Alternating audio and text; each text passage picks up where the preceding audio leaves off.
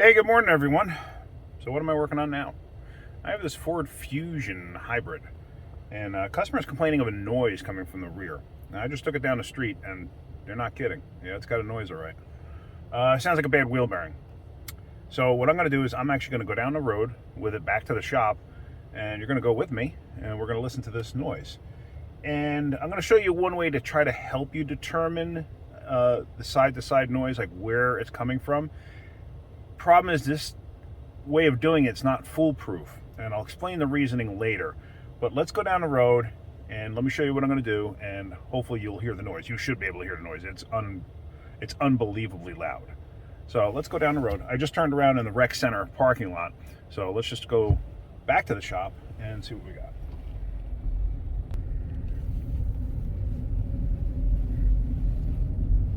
You may be able to hear it starting up already. All right. Just verify traffic clear. Got one more car coming. All right.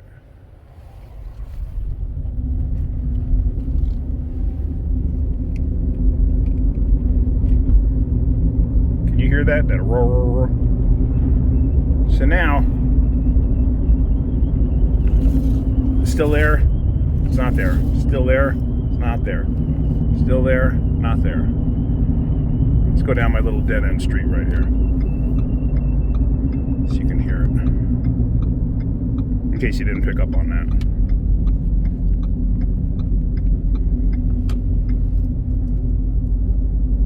Because here I could be a little more exaggerated. Alright, so you hear the noise. Light. Heavier, almost non-existent. Almost non-existent.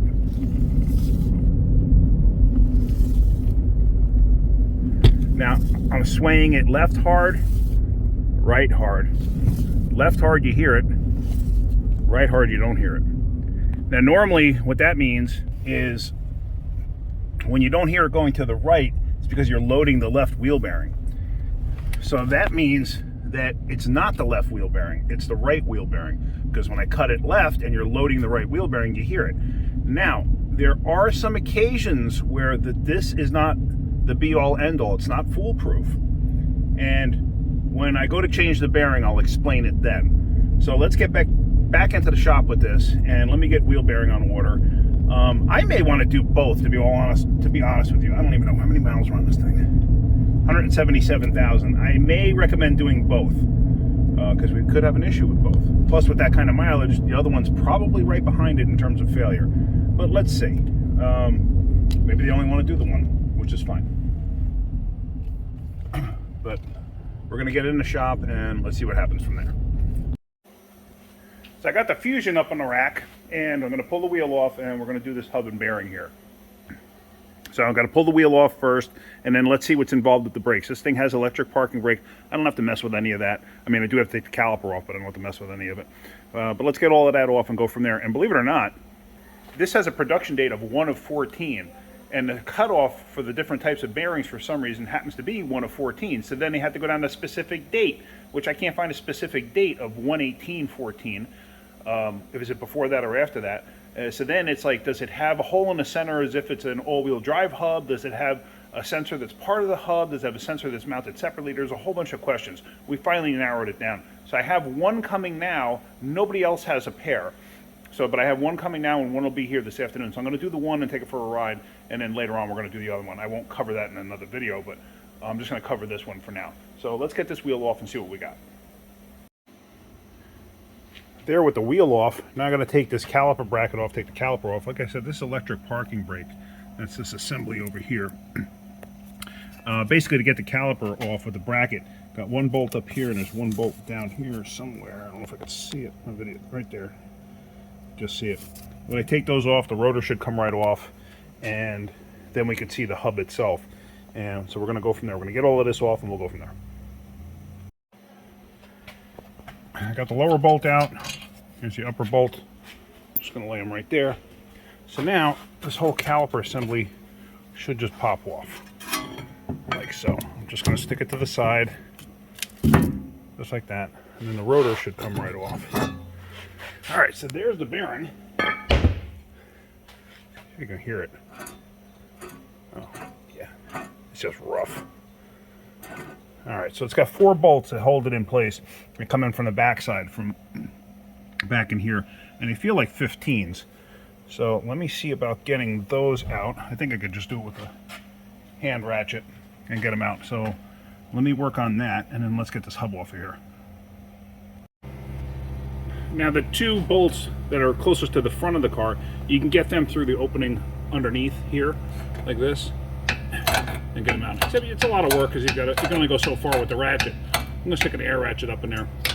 But then the backside ones here, you can get going on this end, going through the backside opening here, and go this way. See that? So, but I'm going to get an air ratchet on there because it's just going to make my life easier to get those 4 bolts out. Oh, and as you can see, there's your opening. Like I said, the guy was talking about how it looks like it's for an all-wheel drive, and it is an all-wheel drive bearing. So that's if this thing had axles in the back, but we're not too concerned about that, but that's what he was talking about, the guy at the parts store. So there we go, I got the 4 bolts out. So now, this thing should come right out, but I guarantee you it's not. I guarantee you it's going to be stuck in place. It's probably seized in there a little bit. So then you got to beat on it with a hammer to get it out. So let me go grab a big hammer, and let's see if we can't knock that thing out. If not, then we got to go to the next step of putting a... I have a tool that you can actually mount on this. You bolt it up and it sticks out, and you nail it with a hammer, and it's supposed to help pop these things out. It does work. It works okay. Nothing spectacular, but let me see if I can't just knock it out with a hammer first. All right, so let me see if I can't knock this thing out of there. Now, I am the worst person with a hammer. I'll be honest with you. Me swinging a hammer, I'm surprised I didn't break the headlight. I am that bad with a hammer. Yeah, there it goes. I've just never had that coordination. Don't know why, but yeah, wow, that thing's rough. All right, so now what I'm going to do is I'm going to take a wire brush. I'm going to just clean up that inside there and make sure all is good. Now, I don't know if you can see it in the video there. Up top here, that's the ABS sensor. Let's see. See that? So what happens is that reads off of the back here. This is a magnetized tone ring right here. And all it does is it reads the magnetism on the back here as this thing's turning. Let me get a wire brush real quick. Oh, why is it not focusing? There we go. Let me get a wire brush, hang on. Now, I'm just gonna clean this up. This one isn't that bad. If it was up north, I would probably use a one of those scrubby wheels on the air grinder. Now you gotta be careful of the ABS sensor. Don't break the darn thing. But you can see all the dust and that coming out of there. That's the aluminum oxidation too, coming out.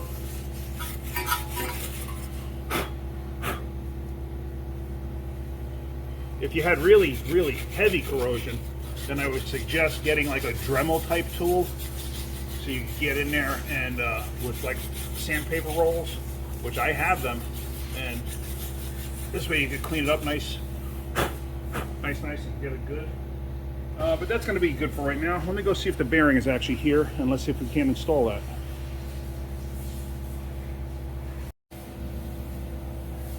All right, so here's the new one. Now, something you got to be mindful of on some of these, there's a top and a bottom. I know, like especially on Subarus, they might have like a larger spread on the 2 tops and a smaller spread on the 2 bottoms. So you got to be mindful of that. And there you can see a better picture of it. You can see the splines in there for if this thing was an all-wheel drive. So what we're going to do is we're going to take this and just gently lay it in place. You got to be mindful of that speed sensor that's up there. Just lay it in place, and now we're going to catch some bolts.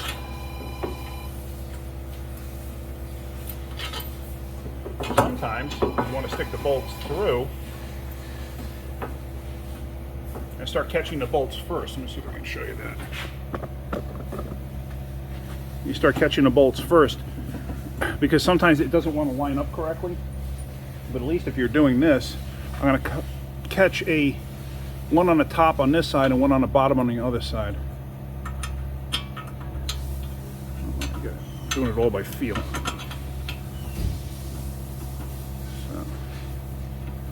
All right, so now it's caught.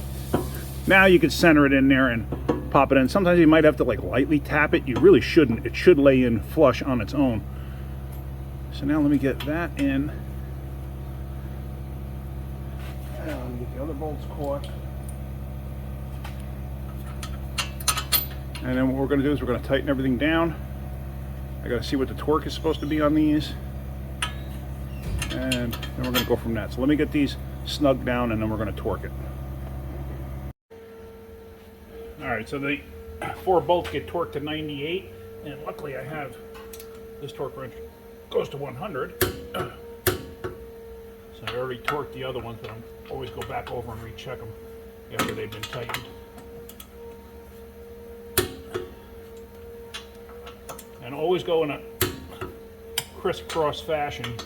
I never just do like one side then the other.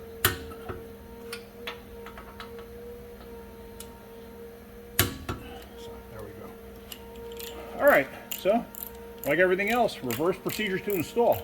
If you notice, I did hang the caliper up over on that side there. There's no stress on the hose or anything like that. I just laid it over. It was just easier to work on this in that position. So now, since this thing does not have an axle shaft going through it, you don't have to worry about torquing anything there. Everything's all set. So let's get this all back together, and this way we can go on another road test. One thing I do when putting rotors on, a lot of times I'll take a lug nut or something to hold it in place while I'm installing the caliper. This keeps it from moving around and stuff like that, because a lot of times you'll get it to float, you know, back and forth, and you're trying to put the caliper back on, it becomes a pain in the neck. So you put a lug nut on, catch this, and then you're good to go. It saves you the aggravation of dealing with this. Also, if it was the original hub, see it's got the hole there? You're going to want to line up the rust marks. You don't line up the rust marks, a lot of times you'll get noise and stuff like that. You hit the brakes, you'll get like knocking type sounds because the rotor will actually be shifting around on the rust. So let's get this back and installed and get the wheel back on it, and let's take it for a road test. All right, wheel is on and torqued, so now I'm going to take it for a road test and let's see what it does. Hopefully, well, I know for a fact it's going to be quiet because this bearing was shot. And it growls just doing this. So let's go for a road test. All right, so how do we make out? I just pulled out of the driveway and pulled down my dead end street. So let's see what we got. We do the same thing we did the other day. So far, so good. It sounds nice and quiet now.